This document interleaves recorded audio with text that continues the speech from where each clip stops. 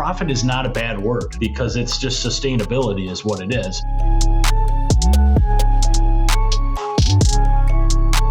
I had to inspire and trust my management team and leaders to buy into this philosophy of we have to run more lean. So this is not kindergarten. We're not trying to be fair. Everybody doesn't get a chocolate milk around here. We're giving the calls to the people that are performing.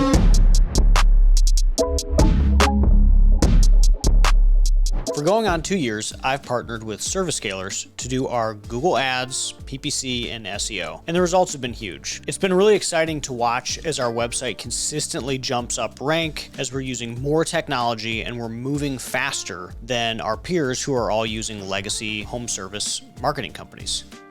We use Service Scalers for PPC, our local SEO, our on-page website SEO, and our LSA. So give them a call if you're looking for leads. Welcome back to Owned and Operated. Today I've got my friend Luke Weiden on with me from Deljo. Welcome to the show, Luke. Hey, John. Happy to be here. Pleasure. Dude, I'm glad to have you on. I'm doing like the Chicago tour right now. I just had our mutual friend Brian on a couple weeks ago. His episode was great. And you're running a HVAC company out of Chicago. I'd love it if you sort of got the listener started a little bit with your background and what Deljo looks like and how you got there. Well, let's set the record straight. Brian is not from Chicago. He's from the suburbs. Yeah.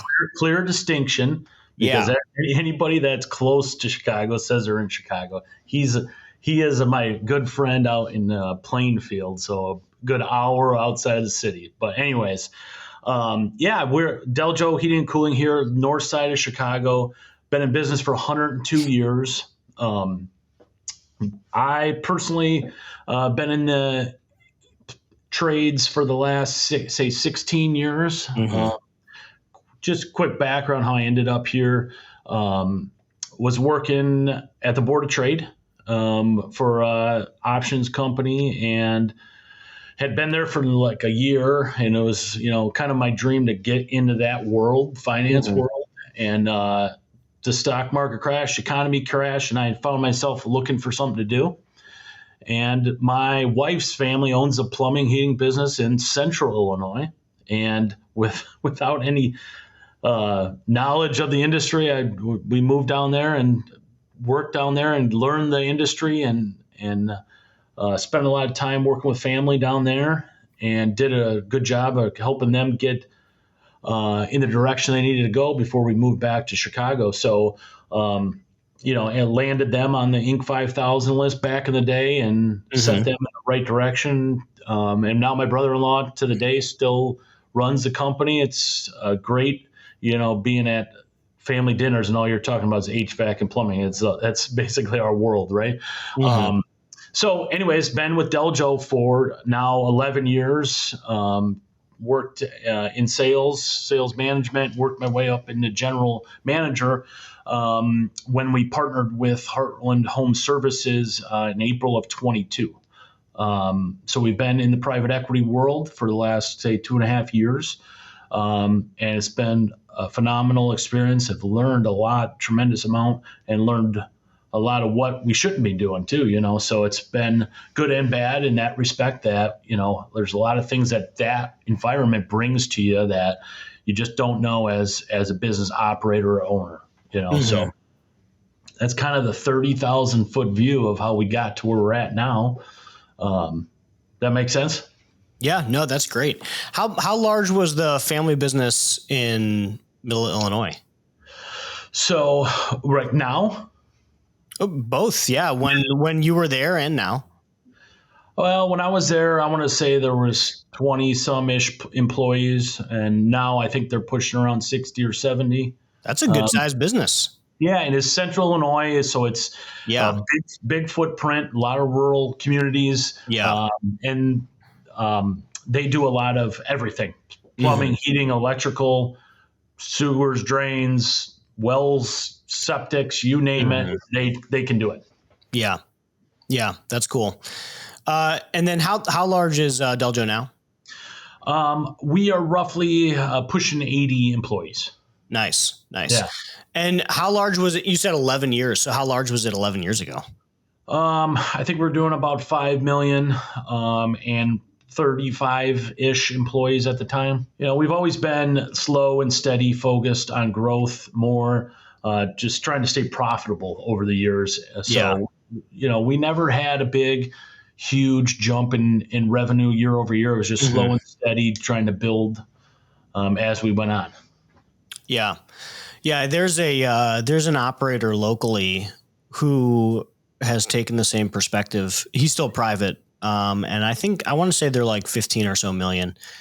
And I've honestly always admired that because I think, like the way we tend to grow is we sort of unlock the next step. Yeah. So we go through these, very step by step growth patterns where each step unlocks the next thing. So like the last few examples we've done is like weekends unlocked like $5 million of revenue. Yeah. And that's a very like attributable thing because we just look at the performance on the weekends. Yeah. And what was the other one? We have, like adding comfort advisors. It like did this thing. And then we're working on one now that like we think it's $5 million next year. So like growth is just this sort of like, and it's not slow and steady. So, and that's my point in saying that is like, I really admire the slow and steady because our way is chaotic. Yeah. Like I wish it was slower and steadier. Instead, it's like, hey, you want to surprise 7 million? Go figure it out. Well, and that's why, you and I get along so well because you give me those growth ideas because I need to post growth. That's an important piece of our puzzle too. So, yeah. And so I think that's why we've gotten along so well is because you can help me on that front, Yeah, I think if there's one thing we can do, it's grow. And that has yet to be the problem. Yeah.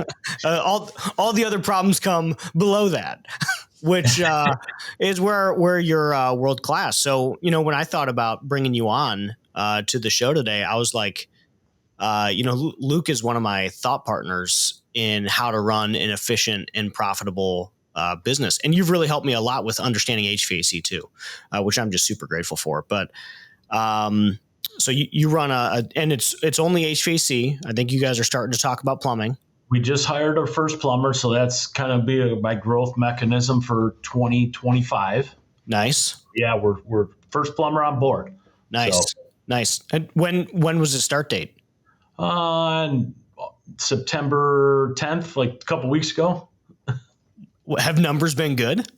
He's already at 12,000 in revenue. So that feels pretty good. Yeah. For like a week. Yeah. Yeah. A week and a half. So he's doing good. And we've got the support system built around him to grow. So I think it's going to be great. I'm hoping, don't quote me, but do $1 million in plumbing next year is my goal. Yeah. No, I think that's great. Okay. So we, and your big focus is running best-in-class HVAC and best-in-class profitability too, which is great. And I take a lot of inspiration from that. So that's really what we're going to spend some time on today is like how to sort of unlock higher profit inside a residential home service company. Yeah, for sure. And I'll just a little background, like over the last, say, 18 months, it's been a strict focus on efficiency improvements from the top down here in our organization, because I realized last year, this year, and I'm also projecting next year is going to be a difficult market for us to manage. And you can't do that when you're running a fat organization. So we took about last year, tried to take very specific steps to increase efficiency, lower our overhead, and increase our profits. That's kind of been the focus that we've taken. Just give you an example, John, and you're flat on sales year over year, but our EBITDA is up 25%. And that's freaking insane. Yeah, it's a pure focus on being deliberate on everything. So happy to dive in and kind of give you some kind of areas that we focused on to look at, Yeah. Yeah. And I'll be the first one to say it. We here have focused a lot on our top line growth, and it's because that's something it's been something that we've been good at, but two, you have to earn the right to get faster and better financials. And we hadn't quite earned that right yet. So we couldn't even, have a great conversation about improving our margin year over year. But we've had a few of our recent guests. Tommy Mello was a specific example where he said, look, up to like 50, 60 million, all I talked about was revenue. And I was the dumbest guy in the room because no one cared. Yeah. And all anybody cared about was your EBITDA. And I think that has been, I know for me and a lot of the circles that I'm spending time in, that's becoming the conversation is, we're all at that size. We're like, hey, yes, we ran fat to get here. And now we have to run effectively. Exactly. Because if we have a 2025, like 2023 was, like, you need to be able to sustain that. And you can't do that when you're running really heavy like that. So that makes sense. Yeah. So walk me through the last 18 months, 24 months of what you guys have been up to. Well, yeah. So like it just started with a deep dive, P&L dive. And, my partner's at Heartland, and that's really where they can point me in the right direction and say, like, for example, we were paying outrageous merchant fees and we were paying outrageous financing fees. So like I started there on those two things. We redirected some of the financing fees for consumer financing, the programs we offered. I really spent a lot of time on that, and we were able to cut that by 3 or 4 points. And that was a huge number, and that really isn't just saying, oh, I'm going from one provider to the other. That was really diving into the programs you're offering on your sales proposals, how you're coupling that with down payments on offerings. We rolled out like every 0% financing we offer. We cut off the high end. We don't offer 60 months anymore because it became too expensive. I started just saying, listen, we're gonna need a 25% deposit from the customer to do these. And without hesitation, every customer came up with that 25%. We did not lose one job. Interesting. That cut our financing down tremendously. And also the offerings based on the equipment packages changed too. So this is something that we just did where, like, as we rebuilt our sales packages, we did the same thing. Yeah. And then we were able to, what you're probably about to say is, we were able to negotiate specific dealer fees on this specific plan for this specific equipment through the manufacturer. And the difference is probably $100,000 a year. Yeah, it's big. And it's crazy. And as we were going through this process, you start tacking on those little wins, and they just add up and add up and add up. Yeah. Really, the merchant fees and consumer financing fees, people are getting destroyed by them, and they just continue to go up. And it boggles my mind that these contractors just accept it. Yeah.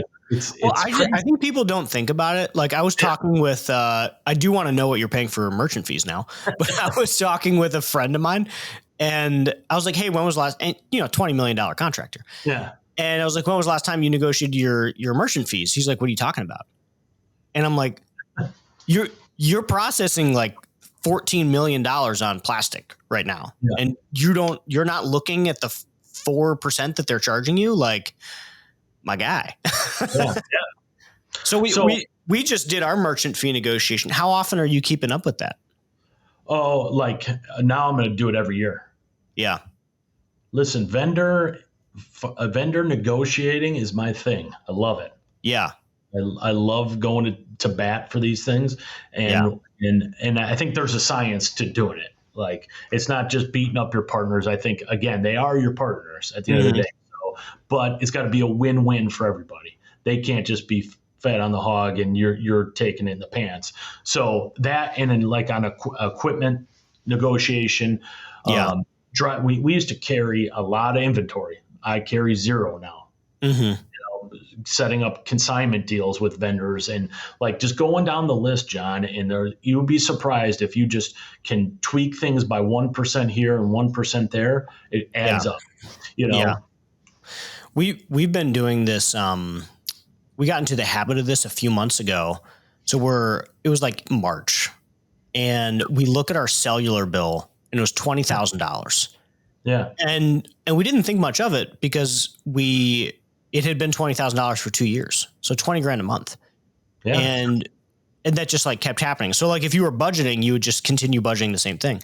Anyways, we ended up opening it up, and we found out, we're like, oh, this is all out of whack. Like, this is insane. And we tore it up, and then I think it's down to 6 now. So $14,000 a month in savings, $180,000 a year of savings just to Verizon. And that's one thing. That's one thing, right? So what ended up happening is we started developing, we call it the fuck up list. Yeah. So once a month, there's a fuck up list of like, hey, here's the 10 things that we're going to fuck up this month. Yeah. And so, it could be HVAC pricing, or it could be water heaters, or it could be vendors or software, merchant fees was this month. So our merchant fees, we cut them in half, or the interchange part that we could affect. That's amazing. Yeah, and I'll say, taking this one step back, this wasn't just me that took this idea on. I had to inspire and trust my management team and leaders to buy into this philosophy of we have to run more lean. So every leadership meeting, we have one segment where we talk about, hey, bring to the table one cost saving improvement, and it might have been something a $10 a month thing all the way up to $10,000 a month. But I'm trying to get the whole team on board in this mindset of we have to run super lean to be profitable, right?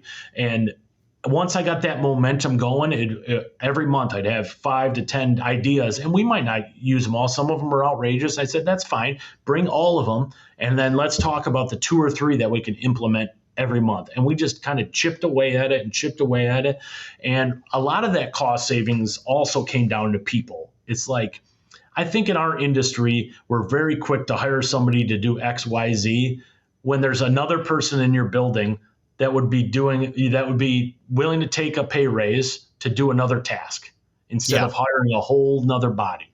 And I think really our headcount reduction plan and strategy that we rolled out worked really well. We're probably, I want to say our headcount is probably down 15 people, So, but again, I'd rather pay an all-star more money to do an add-on, a task here and there, than bring on a whole another employee with head count related costs, insurance, that kind of stuff. Yeah. Because all that adds up, right? Yeah. So that's kind of the approach too on the other end, was just taking a look at our head count and what people are doing. Mm-hmm. And if there were the right people in the right seats, and like the organizational structure and how we're dividing the departments up, and how much overhead we have in each department, how much revenue we have per head, like all these things are factors that I'm looking at all the time. Yeah. What is your revenue per head? $350 per employee. Yeah. Yeah, that's amazing. It goes up and down here and there, but roughly that's kind of where I'm shooting for, is to stay. Like, if we think we need to add somebody, I take a look at the impact of adding another person to that number. I want to walk through that a little bit deeper, because I think that's really interesting. So that's $30,000 of revenue a month per employee. So just to give the listener perspective here, we're counting we're counting call takers. That's per employee or per field employee? Per employee. Okay. All right. So in order to achieve that, you have to be producing $500,000 of revenue per field employee. Does that sound right to you? Yeah. Something roughly. Yeah. Yeah.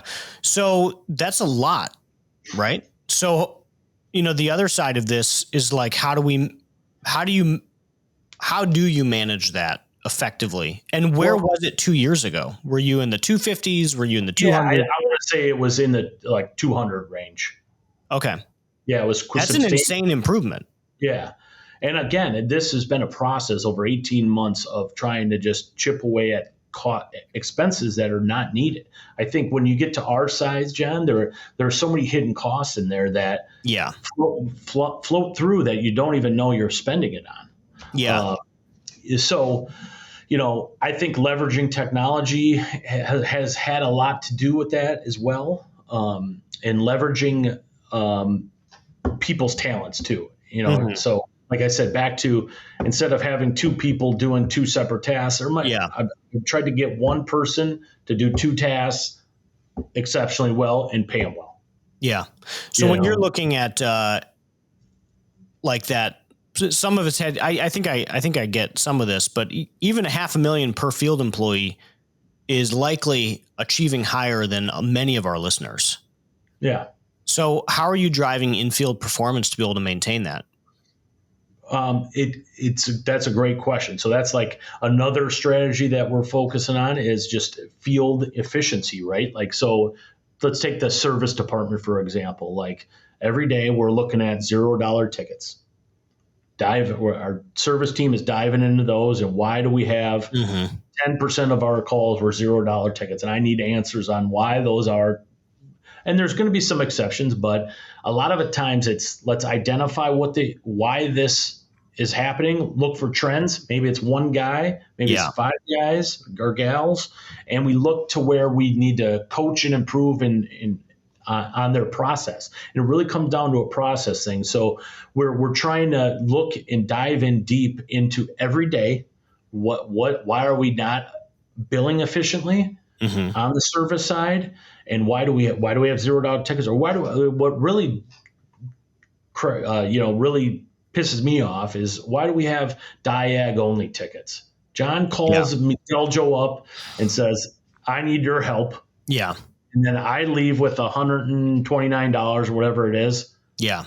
Why they are paying us to leave? Yeah. They're not paying us to solve a problem because obviously you didn't create any work. Didn't do it. Yeah.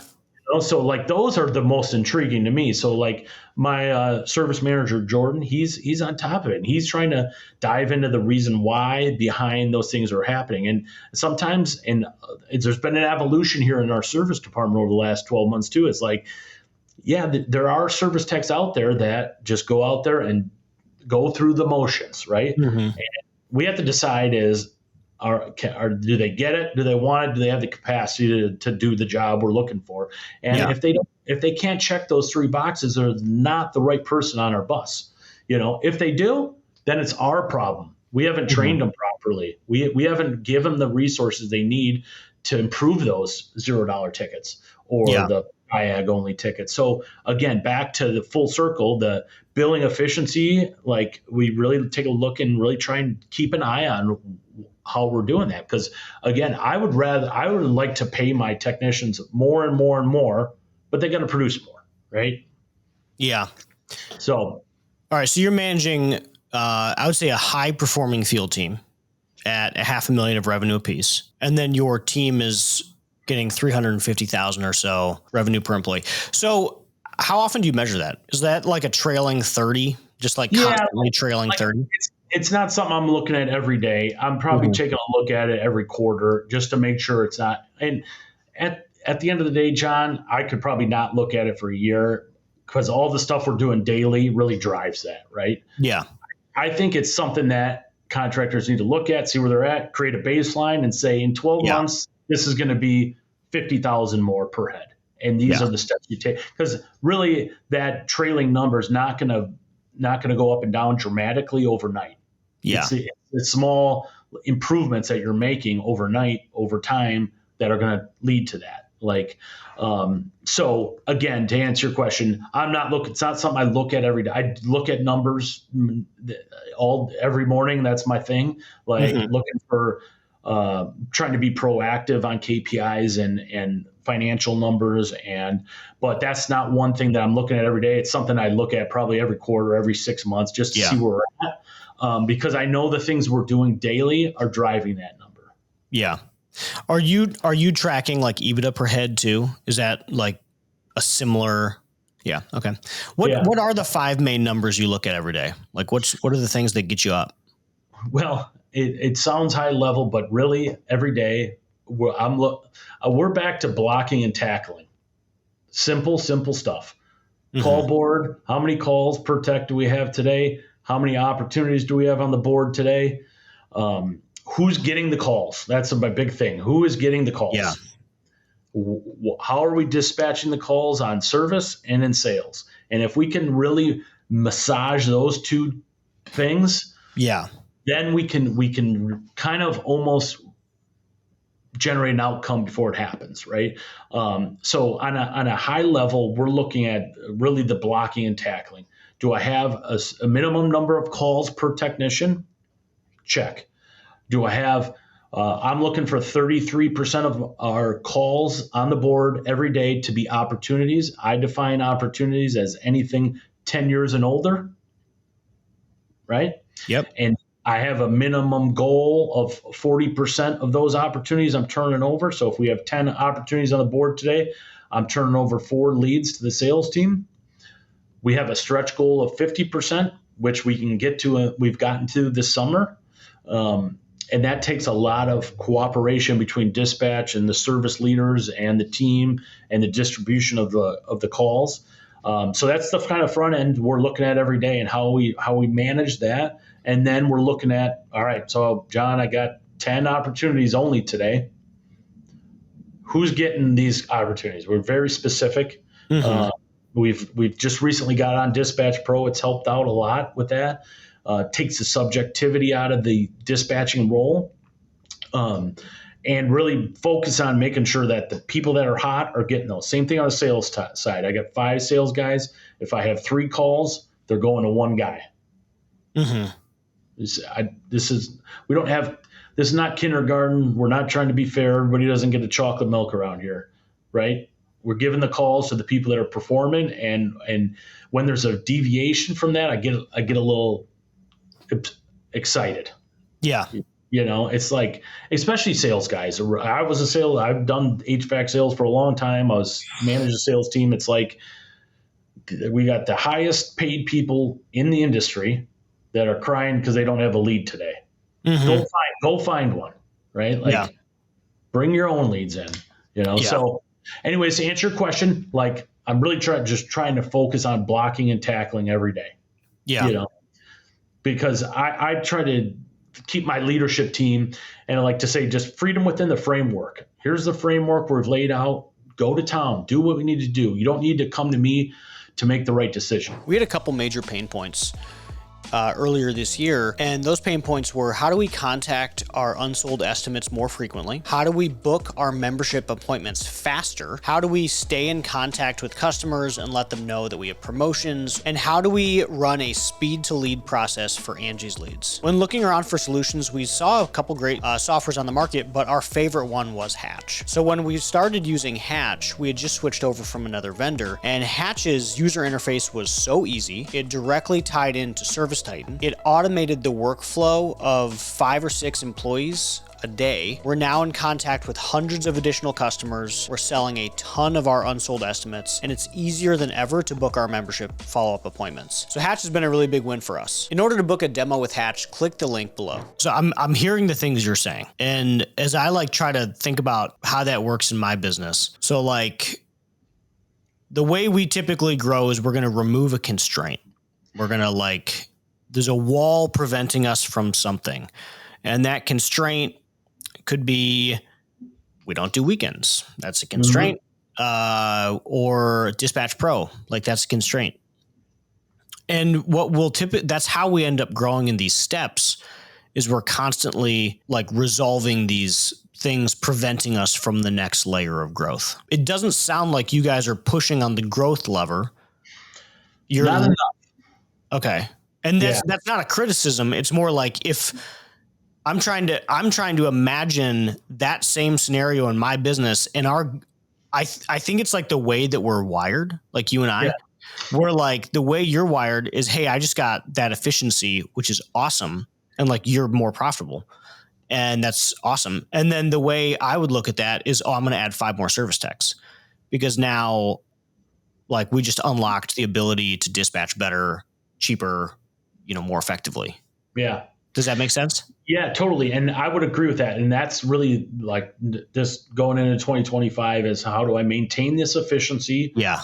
and pull the growth lever? Because I need to get both of them going at the same time. Yeah. And that's the real. That's tricky. That's hard. Yeah. I know. I was talking with the folks from Gettle a couple years ago, and they were growing at like 20 or 30% with a 18% EBITDA. And I'm sitting here like, that's a lot. That is hard to do.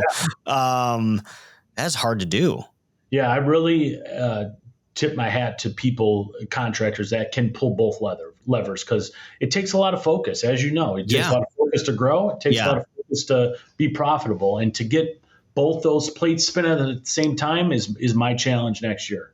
Yeah. I mean, us too. It's the opposite challenge, right? So like we can grow, but like maintaining double-digit EBITDA is hard while growing like 30 or 50 or whatever percent we are up this year. Like it's a lot. It takes a ton of work. Yeah, exactly. My personal goal is to add $1 million of plumbing without any overhead. Yeah. That's my goal next year. Yeah. So we, that's a good goal.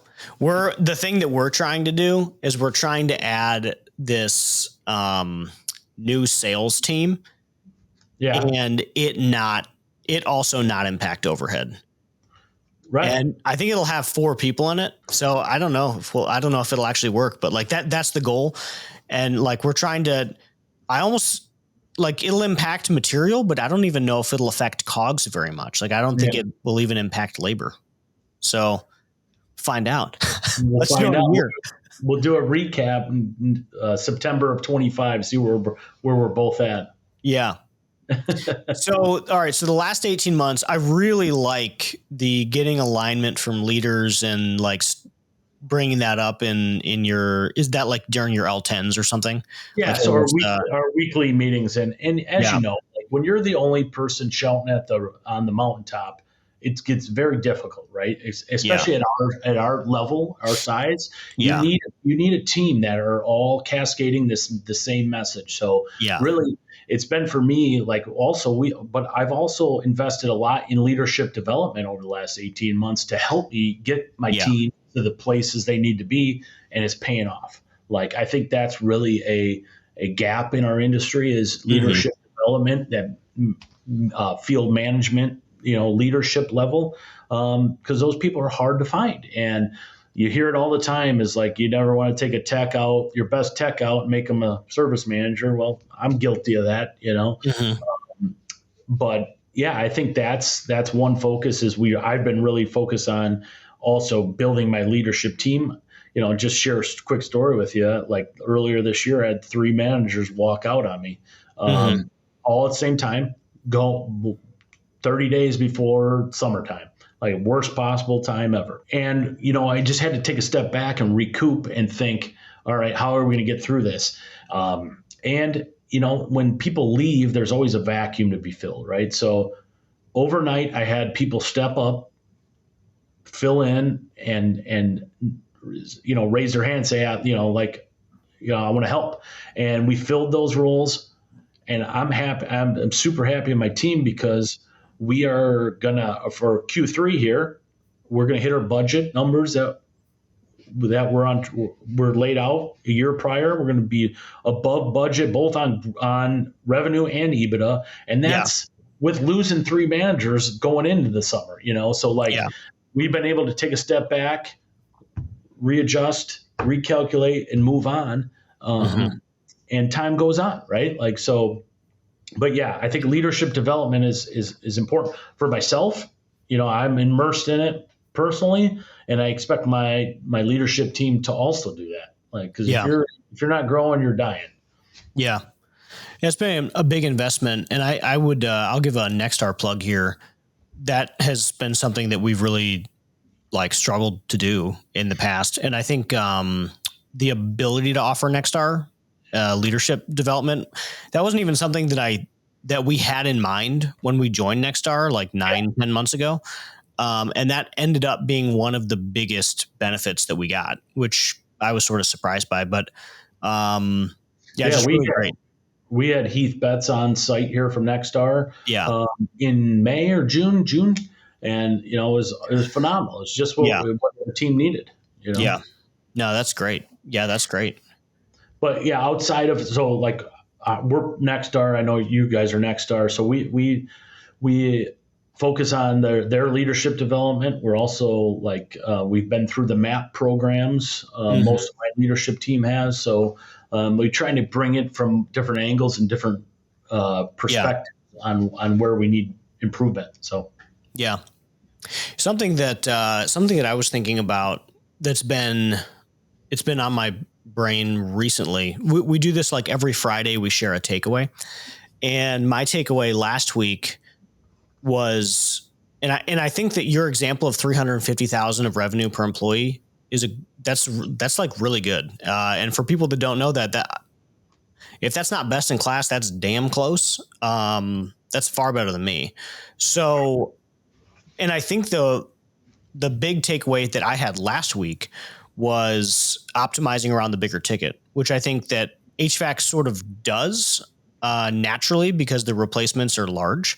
But even in HVAC, like you could be optimizing around repairs, and obviously you guys are optimizing around replacements. But, that's a lot of our big growth over the past year. Like our headcount's barely changed, which is astonishing to me and anybody else that I tell that, because our headcount has barely changed, which tells you how ineffective we were 12 months ago.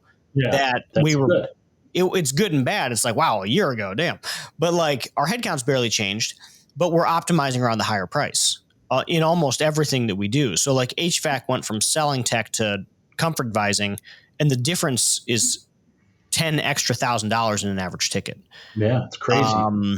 And then our plumbing average ticket went from like $600 to $3,000, and electric is at $3,500 average ticket. And so we're starting to think about our like inputs of time and energy and where does it go? And like we have one department where their average ticket's $250, and we're just like, I think it's time to just shut that department down, take that same amount of energy, and like, let's go do this. And the average ticket is $6,000 or $7,000. Yeah, it's just and those are the areas that we both need to focus on, because we still have some areas that we can improve on in terms of it's just maximizing every call is what it comes down to, right? Like in the most ethical way possible. Yeah. Right? Yeah. Well, and I also think just like what type of calls do you take is probably the point I was trying to drive here is, if you're a multi-trade business, it gets more complicated to optimize it because you're dealing with different things. Yeah. And like plumbing, your average ticket in plumbing might be $500, whereas like it could be $3,000 or $4,000 or something like that. Yeah. So we're really trying to optimize around that higher ticket, which seems like the big value for you guys. Yeah, exactly. And one also thing that I think we've done, and this has been for years and years, is our kind of service area has been so compact in the north side of Chicago that we're not chasing calls that are 2 hours away. Like it might take us an hour to go 5 miles here sometimes. So like we've always been very like narrowly focused on areas in the city, and we're starting to expand the service area, but that's really helped us be efficient too, because we don't spend a lot of time on the windshield time. We do and we don't, depending on where we're going in the city, and we try to optimize the route too, there is that. Okay. So you've been optimizing cost. You've got your leadership team on board. You're driving strong revenue per employee, which is both optimizing cost and running an effective sales side. And you've added plumbing as your growth lever for next year. Yeah, exactly. And I'm going to be calling you a lot about plumbing because I know you're the plumbing guy. Plumbing is still just such a machine for us. HVAC, we're getting better. Continuing to get better with HVAC. But plumbing, it's almost like you can't put the beast down. Like HVAC grows and then plumbing is still ahead of it. We're around $1 million a month in plumbing right now. Oh, wow. Good. And 55% gross margins, just machine month after month. It's great. a machine, man. It's a machine. And, like to speak to efficiency, like on the install side, it's like sometimes I'll talk to contractors that are out, doing installs in basements with condensers on the ground in the backyard, and they got 4 guys. It might take them a day or two. And it's like, how is that possible? We have guys on our team, they'll be hanging out of a window on the 30th floor of Lakeshore Drive, and they're parked 15 minutes away. And every time they need a tool, it's a half an hour. Yeah. And we're doing a change out in a day. So I think it's on the install side, we are super, super efficient. We do have some days that trail or jobs that trail, but your standard change out, we're doing residential rooftop crane lifts in the summer for ACs every day. Yeah. So the application here in the city is a little more challenging than it is, say, out where Brian's at, with AC on the ground. So I think that on the install side, we've always been efficient. Yeah. We've always maximized our labor over there because the crew we have, my tenure on install is crazy, John. It's 20 years. Oh, that's amazing. Yeah, it's unbelievable. I got some installers been here for 30 years. So we've never had a problem in that department. Yeah, that's amazing. And that's the profit driver and really revenue driver of because if they started turning into 2 days, your revenue would be cut in half. Yeah, exactly. Yeah, that's wild.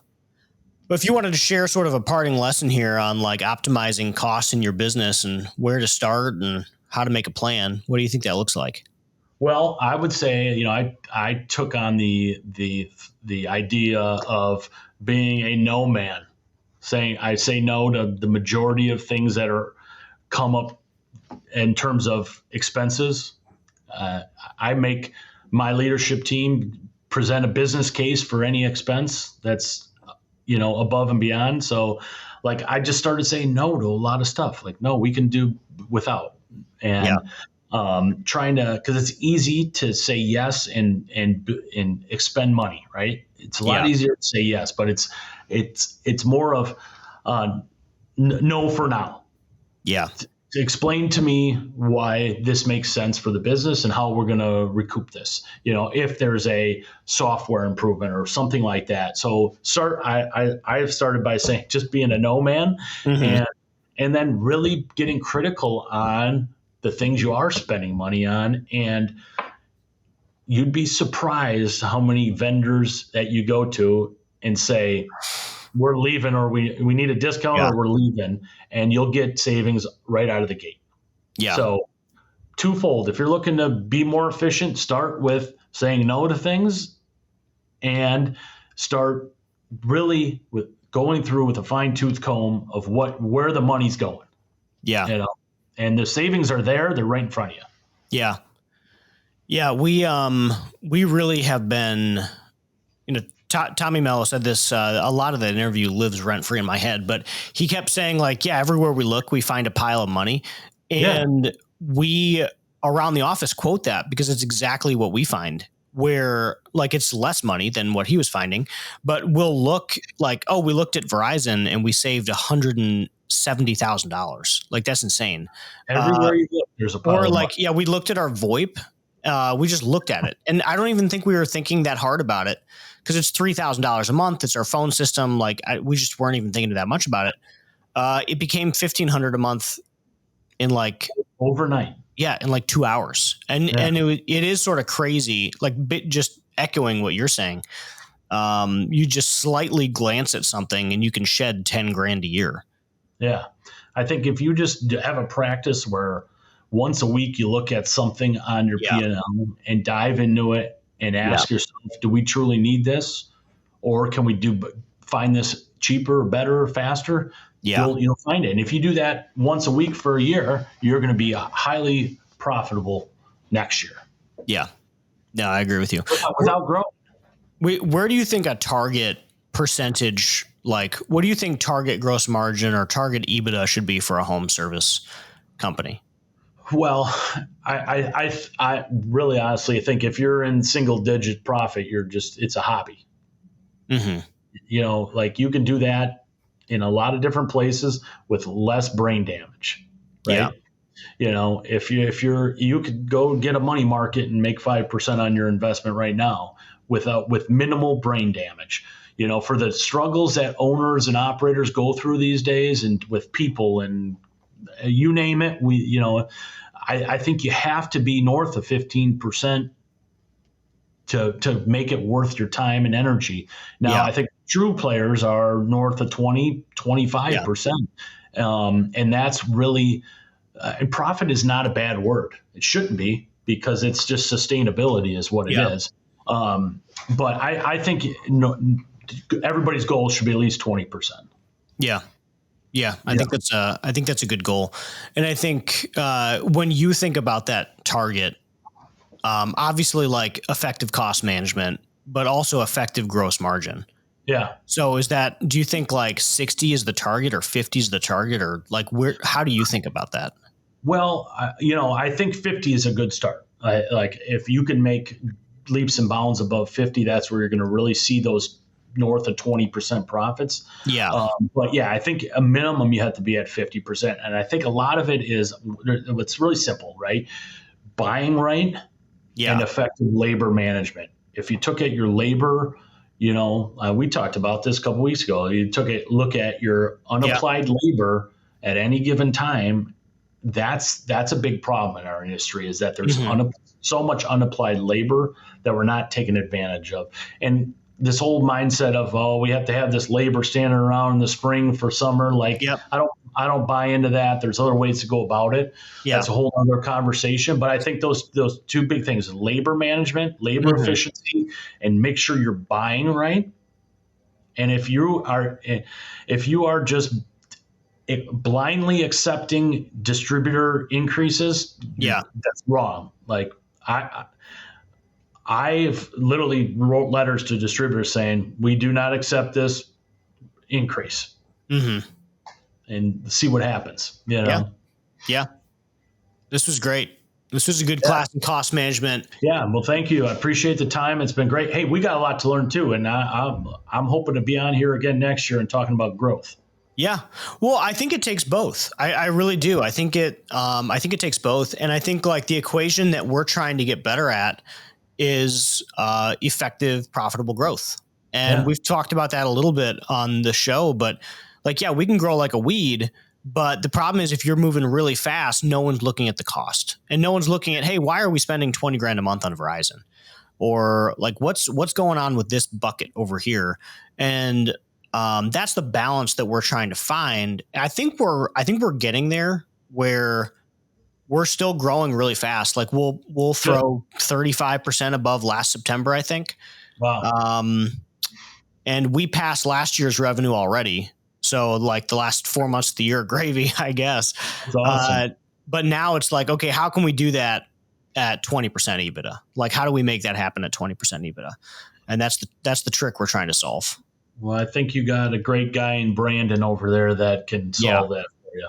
I'll delete that part so his head doesn't get too big. But I agree with you. Thanks for coming on the show today, Luke. If people want to get in touch with you to learn more, how can they do it?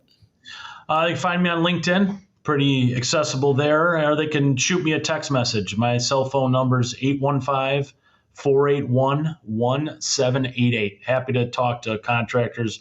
I live, sleep, and eat this stuff every day. So again, 815-481-1788. Hell yeah, man. Thanks for coming on. Thanks.